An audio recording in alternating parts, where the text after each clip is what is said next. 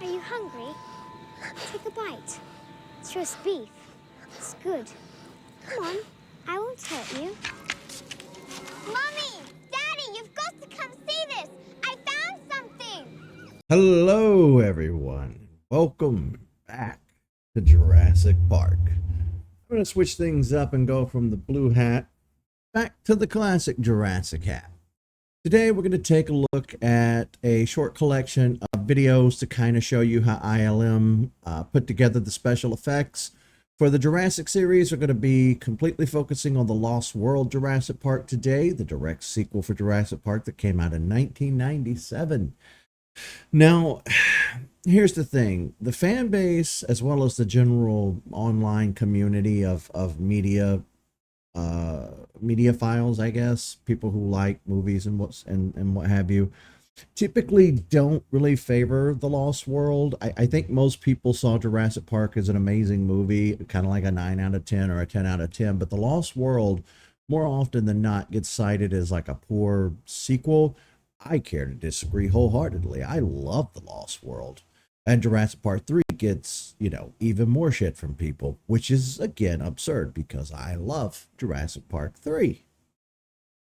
What's wrong with people?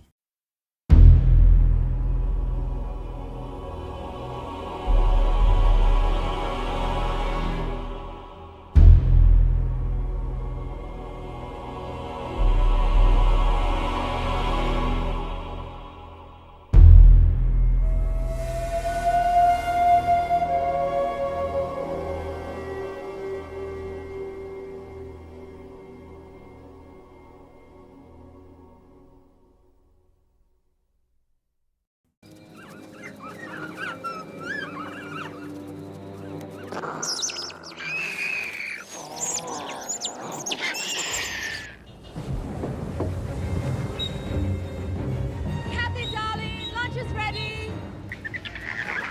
Are you looking at this? I'm afraid there isn't enough to go around.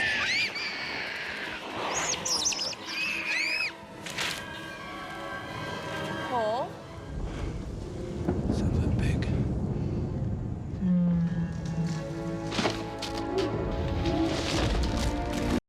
Now, if you notice there, they actually rigged trees to fall, bushes to move, stuff like that. I like the fact that they didn't do 100% in the computers, that they took the time on set to actually make it look good.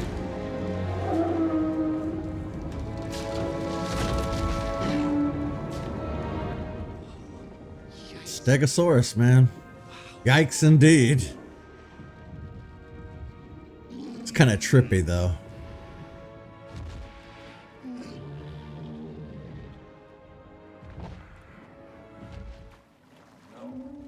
Stay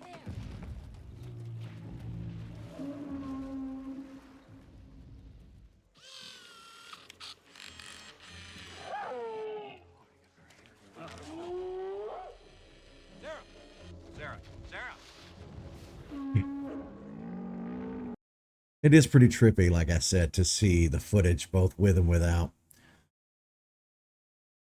I do have to give high praise to all of the people who have worked on, the actors, everybody, yes, but the actors specifically who have worked in the franchise, for knowing exactly where to look and how to act, even though they might not be looking at anything they can see.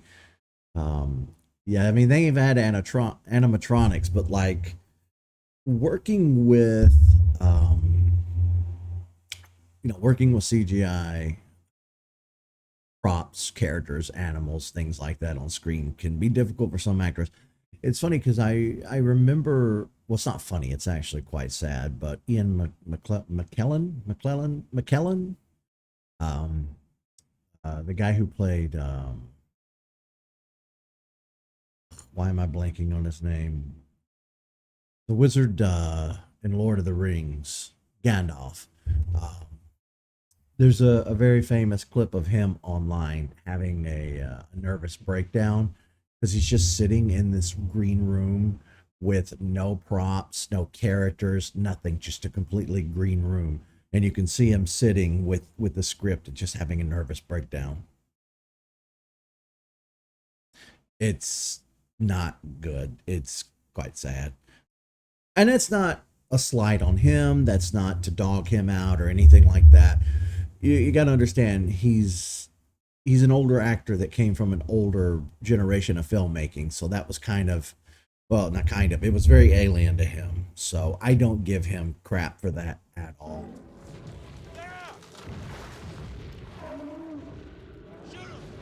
Just protecting their baby. So am I.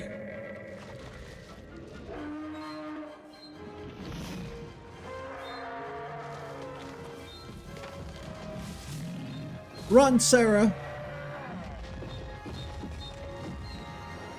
Boom.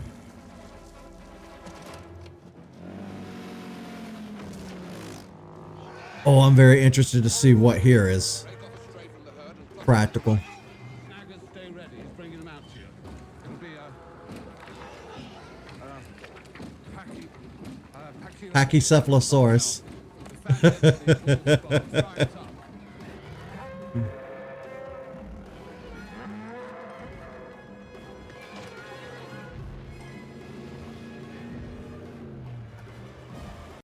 I saw somebody running with a horse.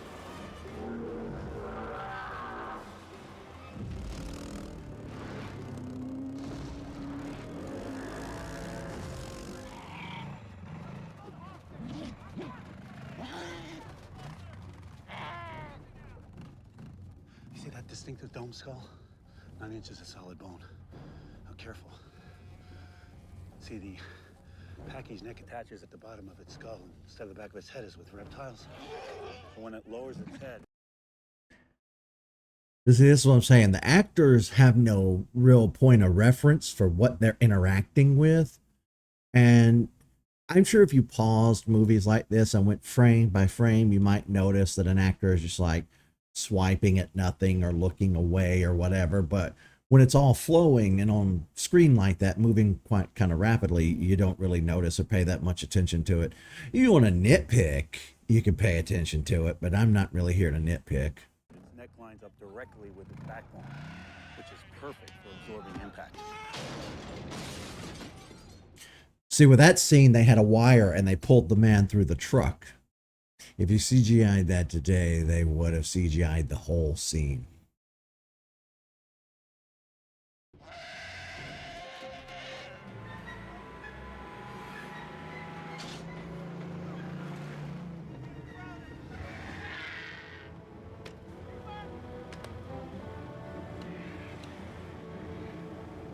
Oop.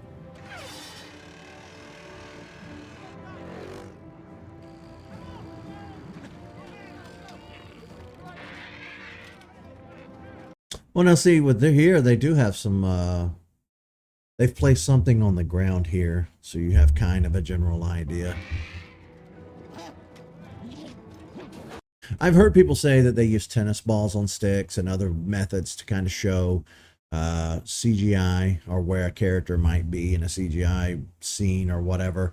I think in the original Jurassic Park, they had this giant cardboard brachiosaur head neck on a giant stick that reached up into the tree. So the actors knew where to look.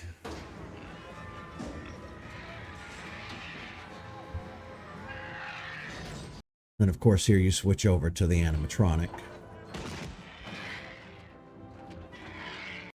Animatronics are great to have in these movies too, not just because it's something tangible that you can see and touch and the actors have a better time with it, but it gives the team lighting. Having something on set allows the developers to go, developers, I'm so game oriented in my head. It allows the folks at ILM to go in and see, well, the light is reflecting here, here, here, and here. They don't have to kind of guess where to put the light. And it's really helpful to have that on set. Of course, we learned that in a previous video when they were talking about the little maquettes made by Stan Winston Studio. Having those on set can be it's invaluable having that data.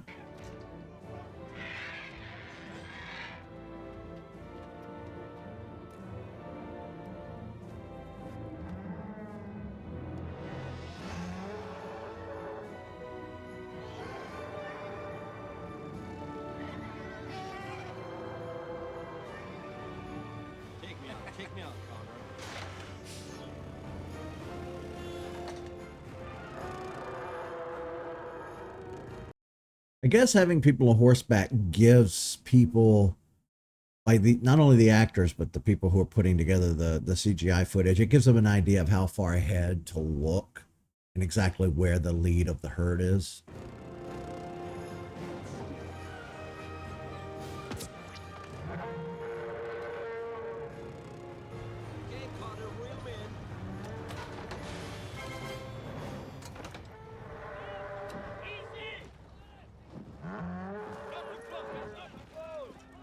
Oh, Go for the legs! The legs! Watch the tag! poor Parasaurolophus.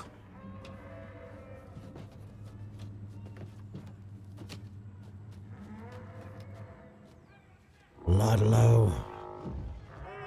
Oh, cool. They got like a...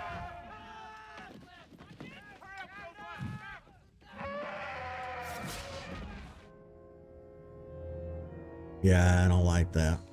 Okay, we're high, and Well, snap, the whole jungle was blue screened in. it's the safest place you can be, I think. Remember what Sarah said before? These plants make it so the animals won't even know you're here.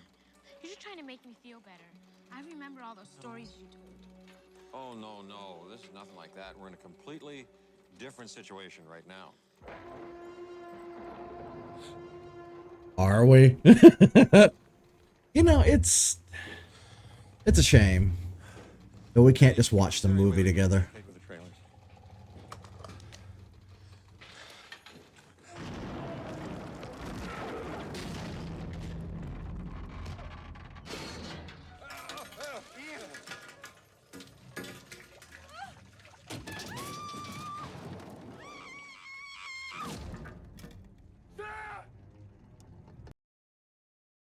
One of the concerns I have with Jurassic World Rebirth is not with the film itself, but people who might criticize it online. Because one of the things I was thinking in the theater when I was watching it, so much of the beginning of the film is set up. You know, the New York scene, going over to the museum, getting on the boat. And once they're on the boat scene takes up a very sizable portion of the film.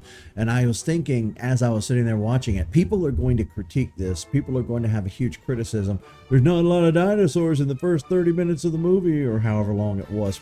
People are going to bellyache and whine online about how much time they spend on that boat. Because I was thinking it too, just a hair of like, get to this island already. But see, where it was a fading thought in the back of my mind, and since I'm a huge apologist for anything Jurassic, I'm gonna forgive and hand wave almost anything wrong that you know. I like I said, my only standing criticism really of the film was the Star Wars-esque dialogue or on-screen stuff at the beginning where they're just telling you it's been 17 years and 32 years since dinosaurs were brought back from extinction, the whole de-extinction thing with InGen and blah blah blah blah.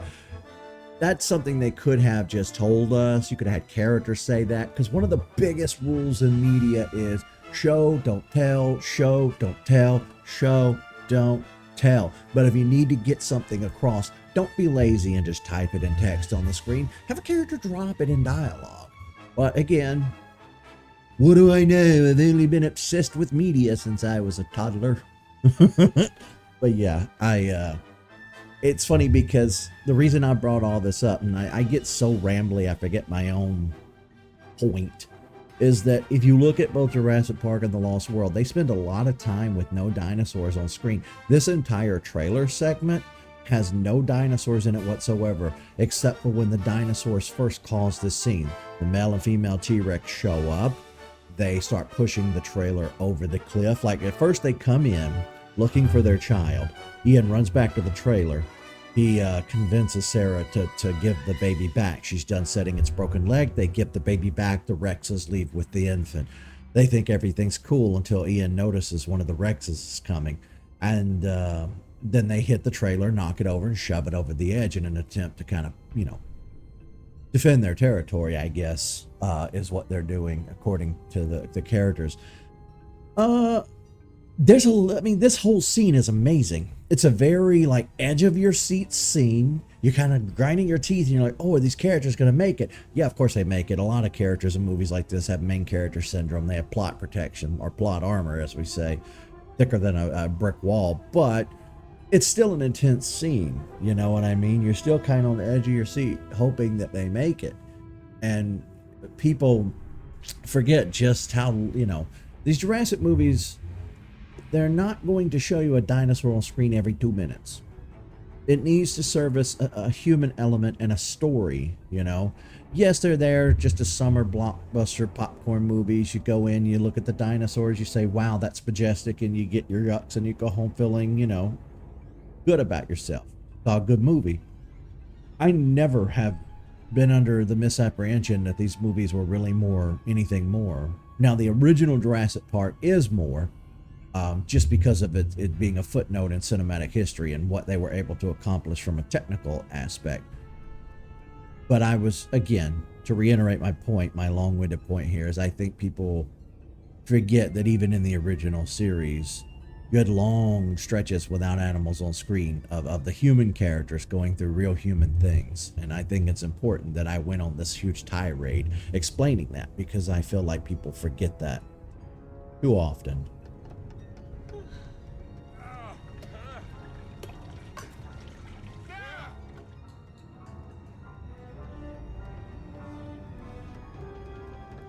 Did they add the cracks in CGI? Oh, they did. See, I've never seen this footage before.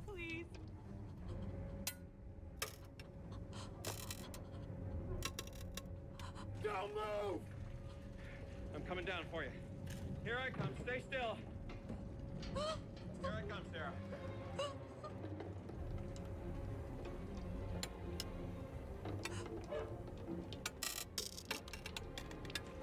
Yeah. Satellite phone. Got it. Okay. Yeah, this was in the 90s before everybody had a cell phone in their pocket. It wouldn't have mattered. There's not going to be a cell tower on that island.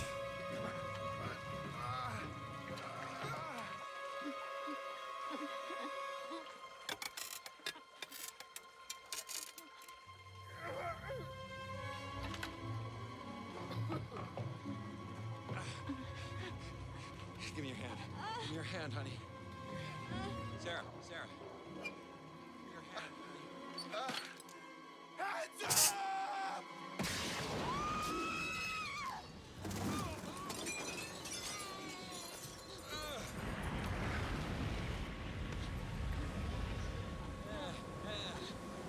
You're a lucky pack.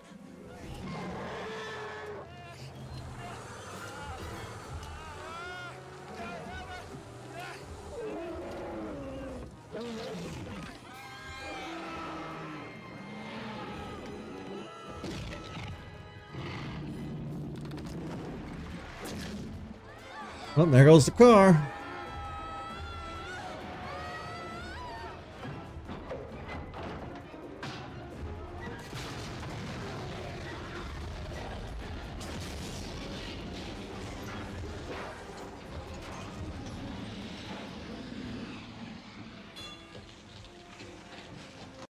I've heard people criticize that wouldn't explode in that that kind of like spectacular.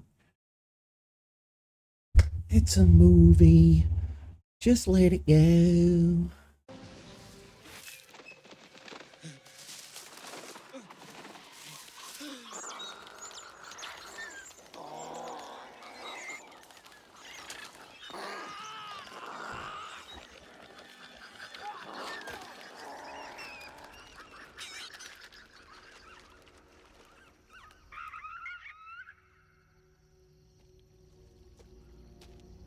Little buggers. Oh, here they come.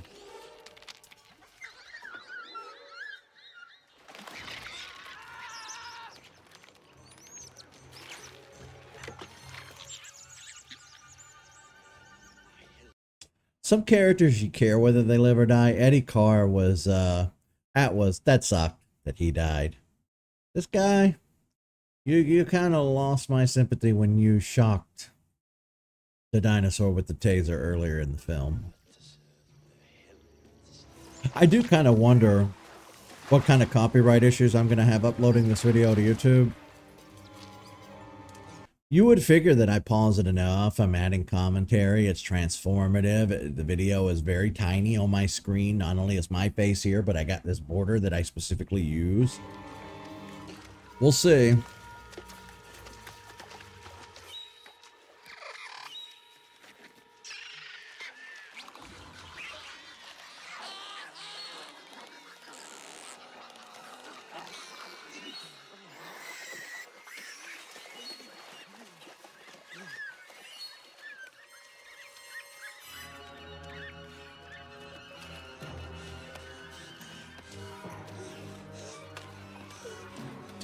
I wonder how much ILM plays around with the lighting.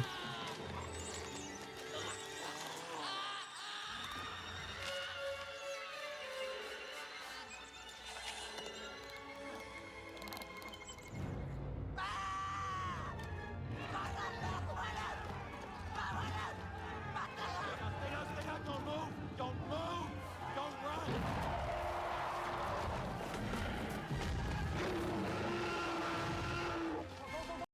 The audio on these clips is very blown out. It's not just my video. It's the video that we're watching too. Just in case anybody was wondering.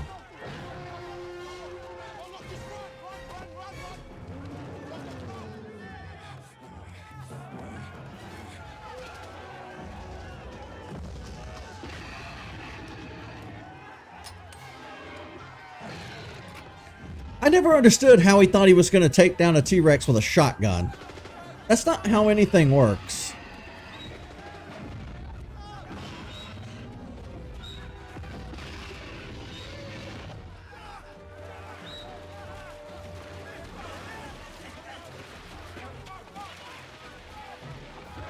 Oh no!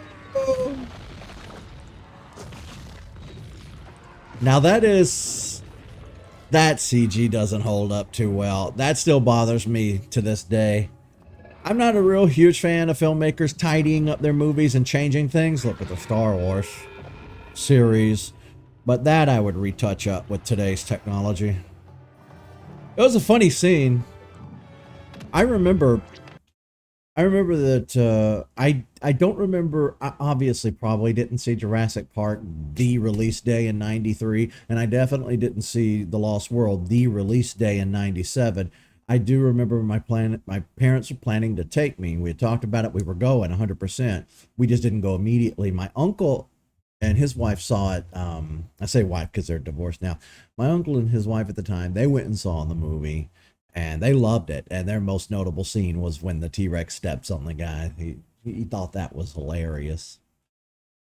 But I also don't remember for Jurassic Park 3 either if I saw that day up. I feel like I didn't. I feel like back then I wasn't about seeing movies day one, as long as I went and saw them. And I have seen every Jurassic movie in theaters, and I will continue to do so as long as they are available there or I can physically go and do it. I saw The Lost World, I want to say twice in theaters, because I went and saw it out of town at the good theater, and then I saw it here at our crappy little local theater, which they've since bulldozed. Fallen Kingdom, I think, was the last movie I saw here at our theater before they bulldozed it. So I had to see Dominion out of town and then Rebirth out of town.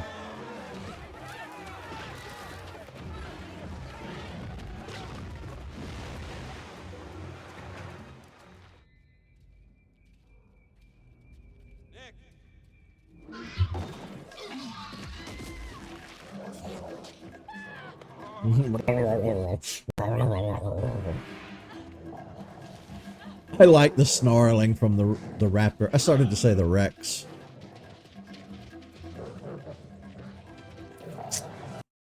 One of the good things about using computers and CGI is that you can remove the markers that they use for actors, like the green tape and what have you, and the markers on the ground of where to stand. That stuff can be removed by ILM. I don't know if they're the ones who do it. I'm just saying it could be done.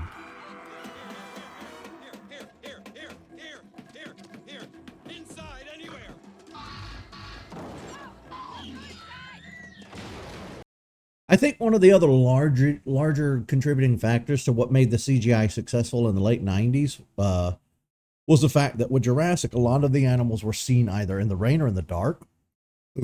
So while other movies, like the Mummy movies or whatever else at the time that were really popular, it's brightly lit daytime scenes where you're just looking at that glossy, very basic 90s CGI, and you got away with more in the dark.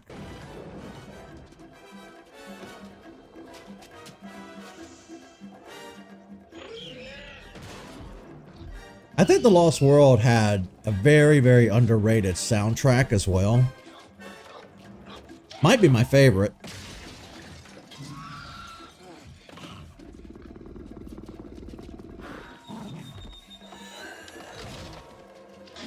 Boom.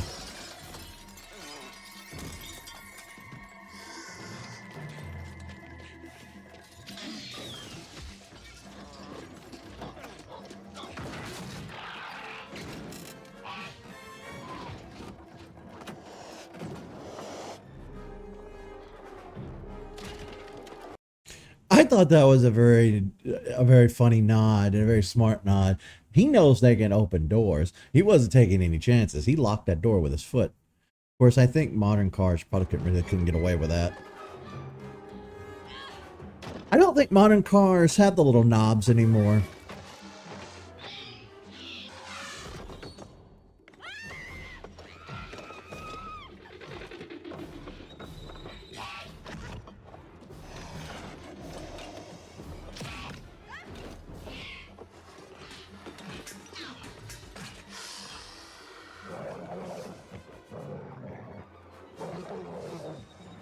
We haven't seen the tiger striped raptors since The Lost World.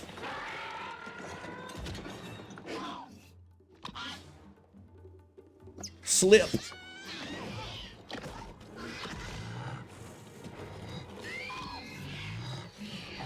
Which is a real shame.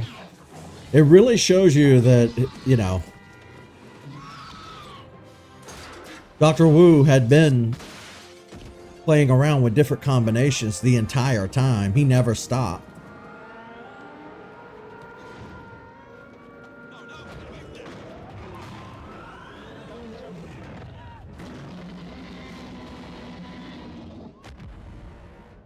Interesting. Even the doors are CGI. I did not know that.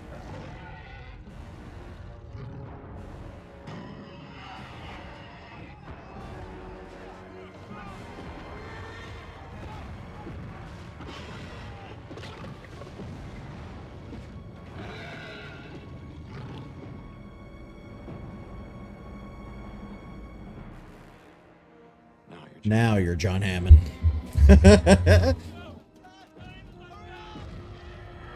It's funny because I have the male T-Rex here.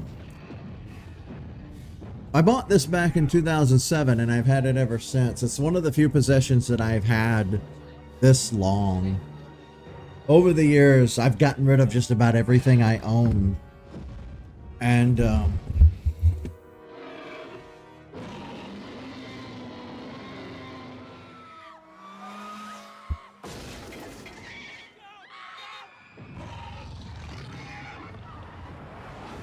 oh, snap! Light that light. Oh, the bus scene.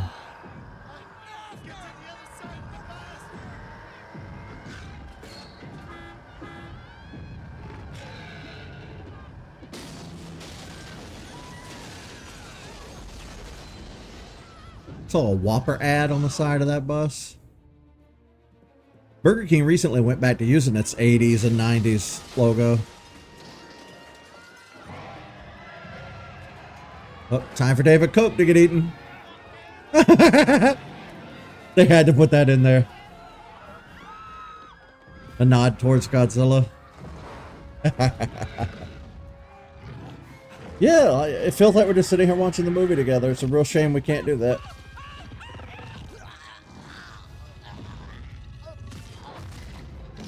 Goofy cartoon ass.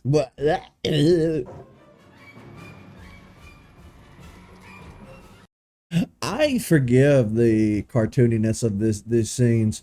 I happen to really like the San Diego scene that they put at the end of the movie, because the original ending was going to be vastly different, and I very much prefer this ending. Because what do you think would happen if this were real? What do you think would happen if this animal got loose in a major city? Exactly this. There.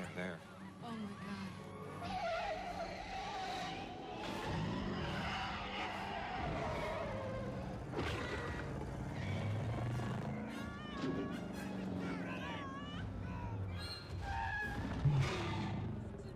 Never gonna know we have it if the thing won't make some Here's the kind of big sound. moment. Is the ball going to be CGI or real? Oh, they used an animatronic for that. He knows. Oh, it's an actual prop.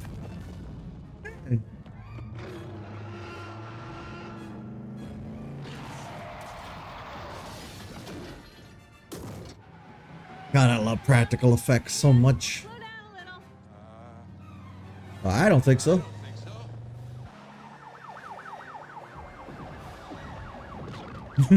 They brought the Humane Society, or not, Animal Control.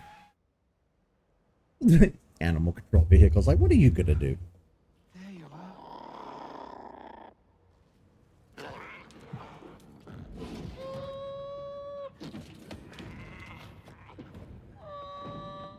Papa's in the background.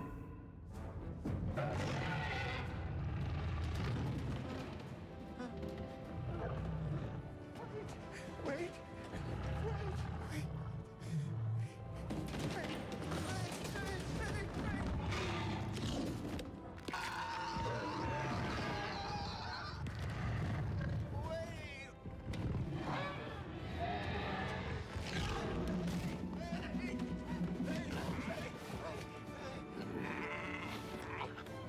You kind of got what was coming to you, bud. These creatures require our absence to survive, not our help. And if we could only step aside and trust in nature, life will find a way. See, that contradicts the Jurassic World. Because Ronnie talked about how it was Hammond's dream to open the park, and never once did he talk about profits. But there's some missing canon there that doesn't make sense to me.